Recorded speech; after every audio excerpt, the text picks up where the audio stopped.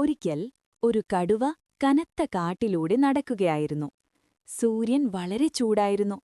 കുറച്ചു സമയം കഴിഞ്ഞപ്പോൾ കടുവയ്ക്ക് വളരെ ദാഹമായി. അത് വെള്ളമന്വേഷിച്ച് നടക്കുമ്പോൾ സമീപത്ത് ഒരു നദി കണ്ടു.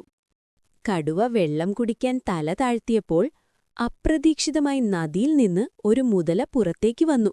മുതല കടുവയുടെ കാലിൽ കടിച്ചു. കടുവ ഉരക്കെ ഗർജിച്ചു. ഇരുവരും തമ്മിൽ ഭയങ്കരമായ പോരാട്ടം തുടങ്ങി. കടുവ തന്റെ മുഴുവൻ ശക്തിയും ധൈര്യവും ഉപയോഗിച്ചു.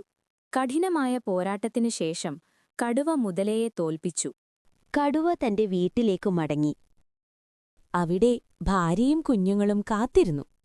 അവർ കടുവയെ ആശ്വസിപ്പിച്ചു. ചിന്തിക്കേണ്ട, നീ ഉടൻ സുഖം പ്രാപിക്കും.